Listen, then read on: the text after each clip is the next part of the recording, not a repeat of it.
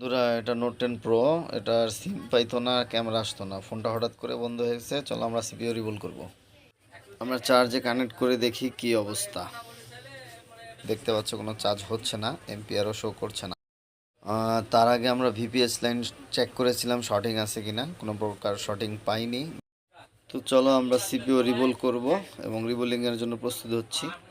আইসিটাও খুলে নেব, আশা করছি খুব সুন্দরভাবে আইসিটি তুলে নিতে পারবো। হ্যাঁ, তুলে নিলাম। আমরা এখন বোর্ডটা পরিষ্কার করব, পরিষ্কার করে তারপর আমরা আইসিটা রিবল করব। আইসিটা পরিষ্কার করার পরে আমরা পুনরায় আইসিটি আবার নতুন করে স্থাপন করব। দেখতে পাচ্ছ আইসিটাও পরিষ্কার করে নিয়েছি, রিবলও করা শেষ। আইসিটা ইতিমধ্যেই লাগিয়ে ফেললাম।